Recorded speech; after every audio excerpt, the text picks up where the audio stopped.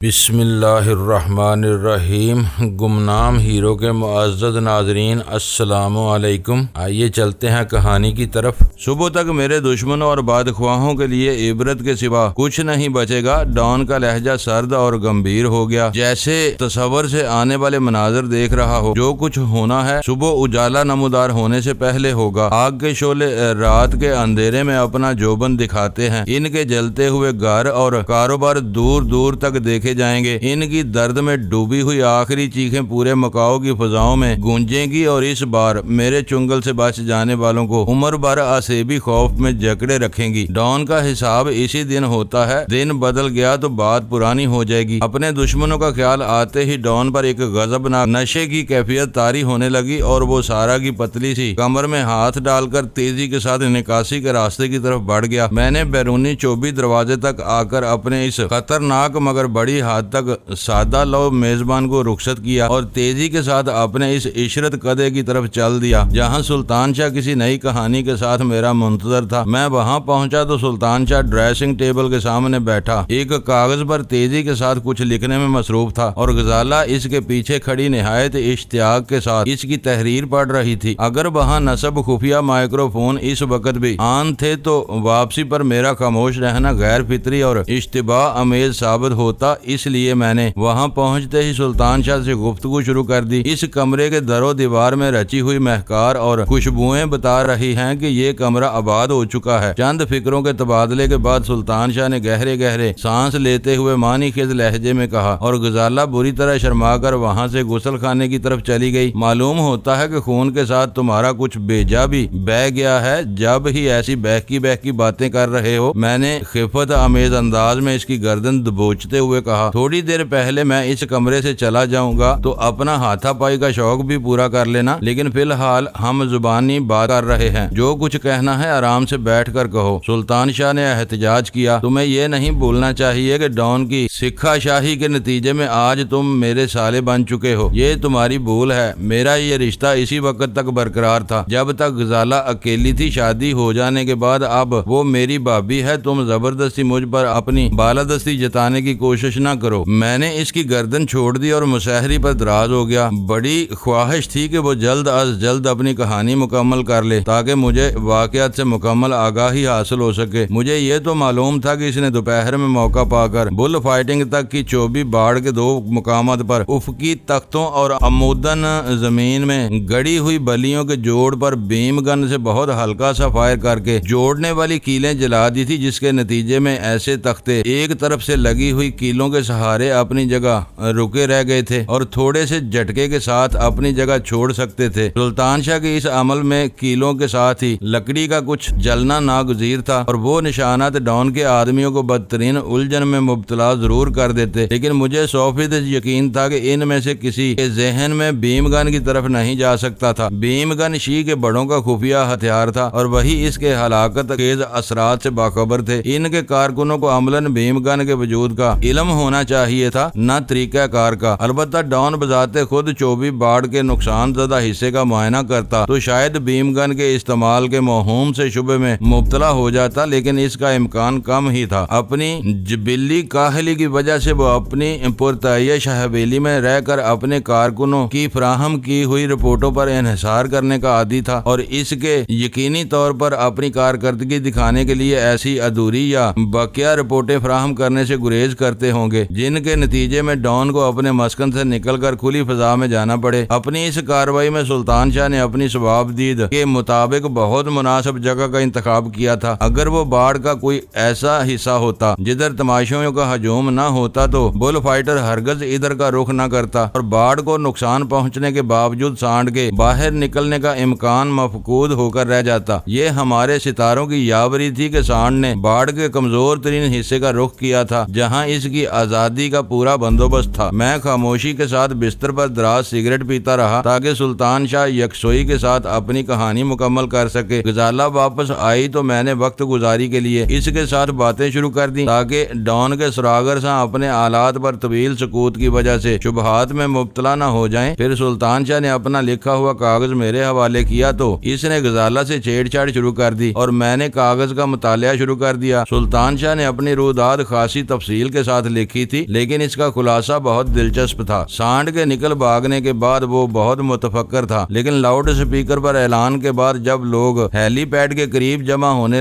شروع ہوئے تو سلطان شاہ نے کوشش کر کے ہجوم کے ایسے حصے میں جگہ بنائی جہاں اس کے ارد گرد کئی سفید فام عورتیں موجود تھیں۔ اس کا سبب یہ تھا کہ وہ چینی زبان میں سانپ کے مترادف لفظ سے لا علم تھا، پھر اسے یقین نہیں تھا کہ کچھ چینی اسنیک کا مفہوم سمجھ بھی لیں تو سانپ سے خوفزدہ ہوں گے یا ناشتے کے لیے سانپ کی تلاش شروع کر دیں گے۔ جو ہی نیشی کو ہیلی کاپٹر سے برآمد ہوا، سلطان شاہ نے ہذیانی سرگوشی میں سانپ کا نعرہ بلند کر دیا اور پھر سفید فام عورتوں میں بھگدڑ مچ گئی۔ وہ سب سانپ سانپ چلاتی ہوئی دوڑی تو مرد بھی ان کے ساتھ تھے۔ ان کی دیکھا دیکھی دوسرے بھی دوڑ پڑے اور کسی کو علم نہیں ہو سکا کہ سانپ کا شوشہ کس نے چھوڑا تھا۔ وہاں افراتفری پھیلانے کے بعد سلطان شاہ کا کام بہت آسان ہو گیا۔ وقت کے تعین کے ساتھ دوڑ لگاتے ہوئے اس نے نیشی کاؤ پر وار کر دیا اور اس کے گرتے ہی بلو پائپ ہیلی پیڈ پر پھینک دیا۔ سلطان شاہ کی چھٹی حص نے اسے خبردار کر دیا تھا کہ ڈان کی تقریب میں ہونے والی ہنگامہ آرائی اور نیشی کاؤ کے قتل کے بعد کسی نہ کسی مرحلے پر ہم لوگ بھی شبہات کی زد میں آ سکتے تھے۔ میری اور غزالہ کی بے گناہی کے لیے یہی جواز کافی ثابت ہوتا کہ ہم دونوں ابتدا سے آخر تک نہ صرف ڈان کے ساتھ ہوتے بلکہ ہزاروں آنکھیں لمحہ بے لمحہ ہماری طرف جمی رہتی، اس لیے سارا خطرہ اسی کی ذات کو لاحق تھا۔ اپنی بے گناہی کے لیے جائے واردات سے اپنی عدم موجودگی ثابت کرنے کے لیے سلطان شاہ کی کھوپڑی نے ایک نیا ہی گل کھلایا۔ اس نے سانڈ کو لانے والی بند گاڑی سے بھی آگے نکل کر جاڑیوں کی اوٹ میں چھپ کر ایک پتھر سے اپنی پیشانی زخمی کر لی۔ خوف اور اضطرار کی حالت میں لگائی ہوئی وہ ضرب کچھ زیادہ ہی گہری ثابت ہوئی اور وہ چکرا کر جاڑیوں میں گر گیا۔ اس کے زخم سے خون بہتا رہا، لیکن وہ کسی کی آمد کے انتظار میں گھنٹوں وہیں پڑا رہا۔ طویل انتظار کے بعد جب ڈان کی ایک پارٹی کی آوازیں سنائی دیں تو اس نے جلدی سے آنکھیں موند لی اور ان لوگوں کے آنے پر بے ہوش ہونے کی اداکاری شروع کر دی۔ وہ زیادہ دیر تک بے ہوش ہونے کا خطرہ مول نہیں لے سکتا تھا۔ اس نے بلو پائپ سے تو نجات حاصل کر لی تھی، لیکن بیم گن اس کے لباس میں پوشیدہ تھی۔ جو ہی زور زور سے اس کے رخسار تھپ تھپائے گئے، اس نے کراہتے بڑبڑاتے ہوئے آنکھیں کھول دی۔ میدان میں دوسرے زخمیوں کو طبی امداد دینے کے لیے فرسٹ ایڈ کا بندوبست کیا گیا تھا۔ سلطان شاہ کا زخم صاف کرنے کے بعد وہیں مرہم پٹی کی گئی۔ اس سے کچھ سوالات کیے گئے جو چینی زبان میں ہونے کی وجہ سے اس کی کھوپڑی پر سے گزر گئے۔ آخرکار حسین یا چوسین کو بلایا گیا اور سلطان شاہ نے اسے وہی کچھ بتایا جو وہ چند منٹ قبل ڈان کو بتا چکا تھا۔ اس کی کہانی کا مرکزی خیال یہ تھا کہ وہ نیشی کاؤ کے قتل کے وقت جائے واردات سے بہت دور زخمی حالت میں بے ہوش پڑا ہوا تھا، اس لیے اس قتل کے سلسلے میں اس کی ذات ہر شبہ سے بالا تر ہو جاتی تھی۔ میں نے تعریفی نظروں سے اس کی طرف دیکھتے ہوئے وہ کاغذ غزالہ کی طرف بڑھا دیا۔ ڈان نے تم دونوں کو ازدواجی بندھن میں باندھ کر ایسا عظیم کام کیا ہے کہ میرا دل چاہتا ہے کہ اس کی ممی بنا کر پرستش شروع کر دوں۔ غزالہ کے مصروف ہو جانے پر وہ مجھ سے مخاطب ہو گیا۔ تم ہوش میں ہو یا ابھی تک مدہوش ہو؟ میں نے آنکھیں نکال کر اسے پھٹکارا۔ کیوں؟ میں نے کیا کیا؟ اس نے پلکیں جھپکاتے ہوئے حیرت کے ساتھ سوال کیا۔ ممی لاشوں کی بنائی جاتی ہے، زندہ انسانوں کی نہیں۔ ڈان کو تمہاری اس احمقانہ عقیدت کی بنک بھی مل گئی تو وہ تمہاری کھال میں بھس بروا دے گا۔ میں نے مکاری کے ساتھ اسے آنکھ مارتے ہوئے کہا۔ مجھے نہیں معلوم تھا، وہ بکلا کر بولا، پھر انگلی سے چھات میں نصب مائکرو فونز کی طرف اشارہ کرتے ہوئے کہنے لگا،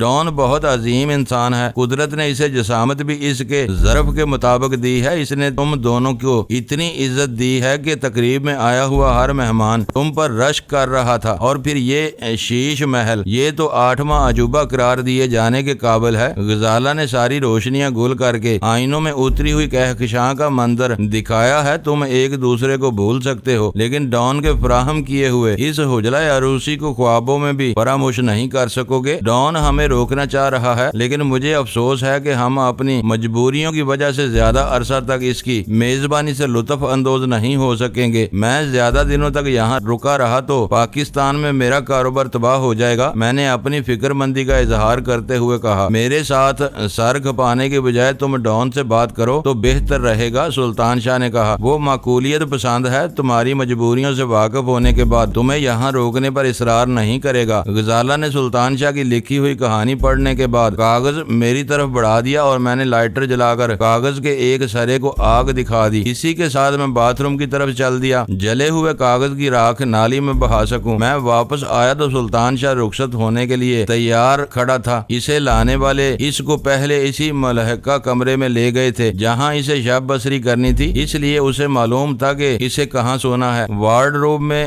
ہم دونوں کے ناپ کے متعدد جوڑوں کے علاوہ شب خوابی کے لباس بھی موجود تھے۔ غزالہ جھجک رہی تھی۔ میرے اما پر اس نے لباس تبدیل کرنے کی تیاری شروع کر دی۔ میری باری آنے سے قبل ہی سائڈ ٹیبل پر رکھے ہوئے فون کی گھنٹی بج اٹھی۔ ڈان کا خیال ہے کہ تم مکاؤ سے جلد از جلد واپسی کے بارے میں واقعی سنجیدہ ہو۔ ریسیور اٹھاتے ہی میرے کانوں میں سارا کی دھیمی اور مترنم آواز کے جل ترنگ بج اٹھے۔ یہاں سے جانے کے بعد ڈان کو یکا یک یہ خیال کیسے آ گیا؟ میں نے خوش دلی کے ساتھ پوچھا۔ ڈان نے ابھی تم لوگوں کی آپس کی باتوں کے لفظ بے لفظ ترجمے کا کیسٹ سنا ہے۔ وہ کہہ رہی تھی میں یہ بات ڈان کی ہدایت پر بتا رہی ہوں۔ اس مرحلے پر تمہیں معلوم ہو جانا چاہیے کہ اس حویلی میں لیے جانے والے ہر سانس کی آواز بھی ڈان کے کانوں تک ضرور پہنچتی ہے۔ ارے باپ رے، میں اس کی بات کاٹ کر رہا۔ لوگ تو فری سٹائل میں باتیں کرتے رہے ہیں، ایسا نہ ہو کہ نادانستگی میں ڈان کی شان میں کوئی گستاخی ہو گئی ہو۔ وہ ہم سے ناراض تو نہیں ہے، بہت خوش ہے، تمہاری تجزیاتی صلاحیت نے اسے بہت متاثر کیا ہے۔ وہ آدھے گھنٹے بعد مکاؤ کے دورے پر نکلے گا، تم چاہو تو اس کے ساتھ جا سکتے ہو۔ مکاؤ میں آتش زدگی کے واقعات شاید شاذ و نادر ہی ہوتے ہیں، لیکن آج تمہیں شہر میں بہت سے مکانات اور عمارتیں جلی ہوئی نظر آئیں گی۔ سارا کی گفتگو سے صاف ظاہر تھا کہ ڈان کے آدمیوں نے مکاؤ میں وان لین کے سرگرم حامیوں کے خلاف انتقامی کارروائیوں کا آغاز کر دیا تھا، اور تھوڑی دیر بعد ڈان اپنے آدمیوں کی کارکردگی کا جائزہ لینے کے لیے نکلے گا۔ میں نے سارا کی طرف سے کی جانے والی پیشکش کو فوراً قبول کر لیا۔ میرے استفسار پر اس نے بتایا کہ ڈان کی لینڈ کروزر میں ایک سے زیادہ مہمان کی گنجائش نہیں تھی۔ اس کی دانست میں غزالہ جیسی نرم و نازک لڑکی کا آتش و بارود کے کھیل سے دور رہنا بہتر تھا، جبکہ سلطان شاہ زخمی تھا اور اسے آرام کی ضرورت تھی۔ اس نے پیشکش کی کہ میں چاہوں تو غزالہ کا ساتھ دینے کے لیے وہ ہماری خوابگاہ میں آنے کے لیے تیار تھی، لیکن میں نے شکریہ کے ساتھ اسے ٹال دیا۔ رات کے باقی ماندہ لمحات کے لیے سلطان شاہ غزالہ کا بہتر ساتھی ثابت ہو سکتا تھا۔ ڈان بظاہر سادہ لو نظر آنے کے باوجود بہت چلاک اور مکار شخص تھا۔ میری دانست میں سارا کے اس فون کا مقصد صرف یہ تھا کہ ڈان مجھے اپنی بالادستی سے معروف کرنا چاہتا تھا۔ میرے کردار پر سے شکوک و شبہات کی دھند چھٹ جانے کے بعد اس نے مجھے یہ جتانا ضروری سمجھا تھا کہ وہ حویلی میں ہونے والی سرگوشیوں تک سے باخبر رہتا ہے۔ سلطان شاہ کو غزالہ کے ساتھ چھوڑ کر باہر نکلنے کے بعد میں ڈان کی مشینی مسند والے حال میں پہنچا تو وہاں خاصی چہل پہل ہونے کے باوجود ڈان موجود نہیں تھا۔ سارا نے ہاتھوں ہاتھ میرا استقبال کیا اور مجھے شراب کی پیشکش کی، جسے میں نے نرمی سے مسترد کر دیا۔ ڈان کی حویلی میں شراب کی دعوت کو مہمان نوازی میں کمال کا درجہ حاصل تھا، جو آہستہ آہستہ مجھے گراں گزرنے لگا تھا۔ شراب میرے مذہب اور مسلک میں یکسر حرام تھی، لیکن اس گناہ میں لذت بس اسی وقت تک تھی جب اسے مخصوص اور محدود لمحات میں منہ لگایا جائے۔ لیکن ڈان کا معاملہ میری رائے سے بہت مختلف تھا۔ وہ شاید صبح منہ دھونے سے پہلے شراب سے کلی کرتا تھا اور دن بھر شراب پیے جاتا تھا۔ تھوڑی دیر بعد وہاں افراتفری پھیل گئی۔ سارا سے معلوم ہوا کہ ڈان تیار ہو کر باہر جا رہا تھا۔ باہر ڈان کی سیاہ لینڈ کروزر جیپ روانگی کے لیے تیار تھی۔ اس میں کل 9 افراد کے سوار ہونے کی گنجائش تھی، جبکہ برآمدے میں 12 افراد پہلے سے موجود تھے۔ وہ سب ہی اپنے چہرے مہرے سے چھٹے ہوئے بدماش اور پیشہ ور قاتل نظر آ رہے تھے، اور ان کے جسموں پر خطرناک آتشی ہتھیار سجے ہوئے تھے۔ ڈان اپنی لٹکی ہوئی مونچھوں کو مروڑتا ہوا وہاں پہنچا تو اس کے بدن پر چست ٹی شرٹ اور جینز موجود تھی۔ شاید بیرونی مہمات کے لیے وہ ڈان کا پسندیدہ لباس تھا۔ تمہیں ایک مار کا بھی دیکھنا ہوگا، ڈان نے لینڈ کروزر کی اگلی نشست پر سوار ہوتے ہوئے مجھ سے کہا۔ ہانگ کانگ کے گورنر کا ایک انگریز رشتہ دار بھی وان لن کو بھڑکانے میں پیش رہتا ہے۔ میں سوچ رہا ہوں کہ آج اسے بھی ایک تابوت میں بند کر کے ہانگ کانگ روانہ کر دیا جائے۔ تمہارے اس اقدام سے کوئی سیاسی پیچیدگی پیدا نہیں ہوگی؟ میں نے حیرت سے پوچھا۔ ہانگ کانگ کا انگریز گورنر اس خطے کا ایک طاقتور اور با اثر شخص سمجھا جاتا ہے۔ گورنر خود بھی اپنے رشتہ دار کی حرکتوں سے نالاں رہتا ہے، اسی وجہ سے اس مردود نے ہانگ کانگ کی بجائے مکاؤ میں ڈیرے ڈالے ہوئے ہیں۔ چلو بس اب جلدی کرو، ڈان بولا۔ سب لوگ تیزی کے ساتھ لینڈ کروزر میں بھرنے لگے۔ پکودا نے ڈرائیونگ سیٹ سنبھال لی تھی۔ جب وہ وہاں سے روانہ ہوئی تو اس میں کل 7 نفوس سوار تھے۔ عقبی نشستوں پر 4 کے بجائے صرف 2 آدمی براجمان تھے، کیونکہ ادھر کچھ تھیلے وغیرہ بھی رکھے ہوئے تھے۔ رات تیزی سے ڈل رہی تھی اور فضا میں صبح کی آمد کی خوشبوئیں پھیل لی تھیں۔ چند منٹ بعد ہی لینڈ کروزر ڈان کی حویلی سے نکل کر مکاؤ کی اونچی نیچی اور पुरपेच सड़कों पर फराटे भरने लगी। तुम अपनी बीवी पर अपनी मलकियत का ठप्पा तो लगा आए हो ना। तवील सुकूत के बाद डॉन ने चौंक कर एक बेहुदा सा सवाल कर डाला, जिसके लिए मैं ज़हनी तौर पर तैयार नहीं था। ठप्पा लगाने से कुछ नहीं होता डॉन, मैंने अपने जहन में उभरने वाली तलखी पर काबू पाते हुए सपाट लहजे में कहा। सरकश घोड़े को रस्सी से बांध भी लो तो वो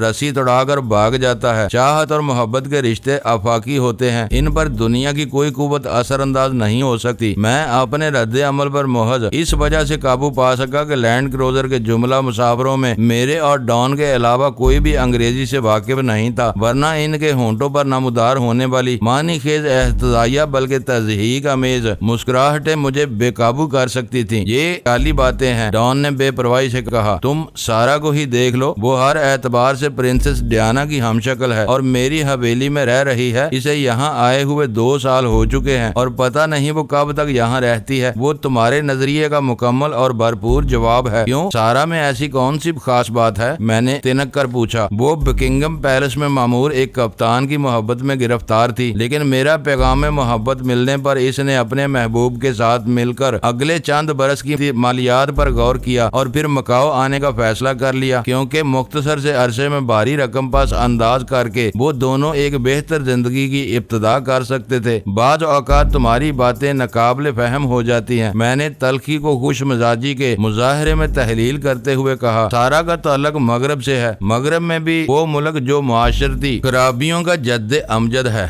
और तुम मकाओ में बैठे हो जो मशरक नहीं बल्कि मशरक बाईद में शुमार होता है। तरक्की और जदीद मवासलाती राबतों की वजह से अब मशरक और मगरब का फर्क तेजी के साथ मिटता जा रहा है। मकाओ के शबस्तानों में तुम्हें अपनी बीवियों से उकताए हुए सैकड़ों ऐसे मर्द मिल जाएंगे जो रक्सो सुरूर के लिए अपनी बीवियों को बखुशी दूसरों की बाहों में देकर खुद अजनबी औरतों के वजूद में खो जाना चाहते हैं। डॉन ने शायद मेरे जवाब की गहराई में पोशीदा तलखी को महसूस करके यक बयक संजीदगी इख्तियार कर ली थी। वो कह रहा था, ये जिद्दत और तब्दीलियों का दौर है। मर्द अपनी नौकरियों और कारोबार पर जाकर नित नई औरतों के शिकार में मसरूफ हो जाते हैं और औरतें अपने बंसियों पर जिस्मानी इजहार का चारा लगाकर शिकार खेलने निकल जाती हैं। शाम या रात को जब वो यकजा होते हैं तो फिर एक दूसरे के होते हैं। फर्क सिर्फ इतना है कि मगरब में मुआशरती मुनाफकत दम तोड़ चुकी है, वहाँ ऐसी बातें खुले बंदों होती हैं, लेकिन नाम नेहाद मशरक में अभी मुनाफकत जारी और सारी है। यहाँ अफवानत अंदर ही अंदर फैल रही है। जिस दिन ये नासूर फटेगा तो इसके तोहफन के सामने मगरब के चोर साहूकार नजर आने लगेंगे। मैंने जिंदगी को बहुत करीब से देखा है, इस बारे में तुम मेरे हसीन रंगीन और लजीज तजर्बात को जुटला नहीं सकते। मैं तुम्हारे उम्र तजर्बे और मुशाहदे का बहुत ज्यादा एहतराम करता हूँ, लेकिन इसी के साथ ये कहना चाहता हूँ, इस्तिस्ना हर जगह मौजूद है। मगरब में वफा का अंसर 30% है तो मशरक में बेवफाई की ये शरह मिलेगी। हम बेशरी और बेहयाई के मामले में मर कर भी मगरब की बराबरी का दावा नहीं कर सकते। इन शोबों में वो हमेशा से हमारे इमाम हैं और इमाम ही रहेंगे। मुझे अंदाजा नहीं था कि अंदर से तुम इस कदर मुतासब और तंग नजर होगे। मशरक और मगरब के ढकोसले हमारे बनाए हुए हैं, दोनों की असल एक ही है। फर्क सिर्फ इतना है कि मगरब वालों को जुग्राफियाई एतबार से कुदरत ने रंग रूप हुस्न और जिस्मानी सेहत से नवाजा है और वो इसके इजहार में निहायत फराख दिल हैं, जबकि मशरक के मौसम ने हुस्न को कुमलाया हुआ है। रंगो रूप झुलसे हुए हैं, अज़ा गैर मुतनासिब होते हैं। पूरे साल चमकने वाला सूरज जिल्द के कुलियों को तबाह कर डालता है और हमने इन अनासर के खिलाफ अपनी तबई मुदाफत को गैर जरूरी तौर पर शर्मो हया का नाम दे दिया है। अगर जिस्म के तमाम हिस्सों को छुपाना ही शर्मो हया का मयार बना लिया जाए तो कुतुब शुमाली में बसने वाले एस्किमोज से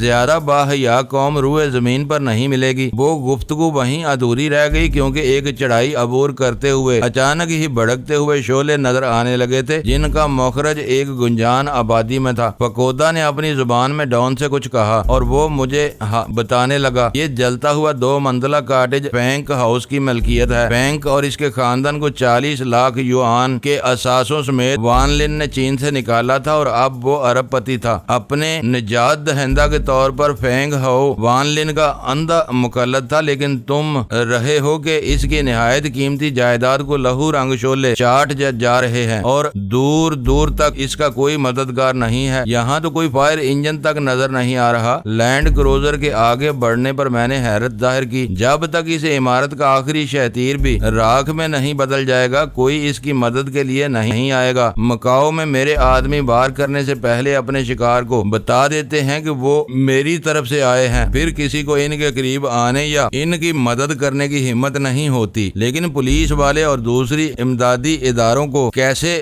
روکا جا سکتا ہے؟ مدد طلب کرنے والا تمہاری کارروائی کا نشانہ بنا ہے؟ میں نے الجھن کے ساتھ سوال کیا۔ اس کے لیے مجھے یا میرے آدمیوں کو کچھ نہیں کرنا ہوتا، ڈان ایک کہا مار کر بولا۔ متاثرہ فریق خود ہی ہر ایک کو بتاتا پھرتا ہے کہ وہ میرے ظلم کا نشانہ بنا ہے۔ یہ سن کر ہر ایک ٹھنڈا پڑ جاتا ہے اور پولیس بھی دیدہ و دانستہ تاخیر سے آتی ہے تاکہ اسے میرے کسی آدمی کو گرفتار نہ کرنا پڑے۔ بظاہر یہ سب باتیں معروب کرنے والی ہیں، میں نے کچھ دیر کے سکوت کے بعد کہا، لیکن ایمانداری سے غور کرو تو یہ زمانہ قدیم ہے، تم نے اپنے سامنے پوری انتظامیہ کو مفلوج کیا ہوا ہے، طاقت کے کھیل میں یہ سب کرنا پڑتا ہے۔ وہ بے پرواہی کے ساتھ بولا، تم طاقت حاصل نہیں کرو گے تو تمہارے حریف زور پکڑ کر تمہیں مار ڈالیں گے۔ میرے ساتھ تو سب سے بڑی خوبی یہ ہے کہ میں بلا وجہ کسی پر ظلم نہیں کرتا، میری کسی کارروائی حریف کی کسی نہ کسی حرکت کا جواب ہوتی ہے۔ یہ مکاؤ کا بچہ جانتا ہے اور اسی وجہ سے خوف کے ساتھ لوگوں کے دلوں میں میری عزت بھی ہے۔ آخر کار ہم پختہ گلیوں میں سے گزرتے ہوئے اس خوبصورت آبادی میں پہنچ گئے جہاں شعلوں میں گرا ہوا مکان واقع تھا۔ وہاں خوف و ہراس اور شدید افراتفری کا عالم تھا۔ علاقے کے سارے ہی مکین اس ہولناک بربادی کا منظر دیکھنے کے لیے اپنے گھروں سے باہر نکل آئے تھے۔ عورتوں، بچوں اور مردوں میں سے جلنے والے مکان کے گرد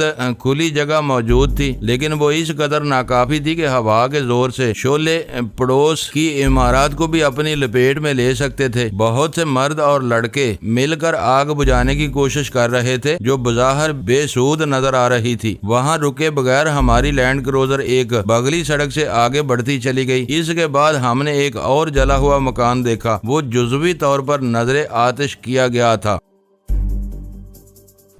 معزز ناظرین، لائک کریں، شیئر کریں اور کمنٹس باکس میں پاک آرمی زندہ باد، پاکستان پائندہ باد کا نعرہ ضرور درج کر کے اپنے ملک پر فخر کریں اور پاکستان کی بنیادیں مضبوط کرنے میں اپنا کردار ادا کریں۔ ویڈیو دیکھنے کا شکریہ۔ معزز ناظرین، اپنا خیال رکھیے گا اور ہمارے چینل کا بھی۔ ISI پاک آرمی زندہ باد، پاکستان پائندہ باد۔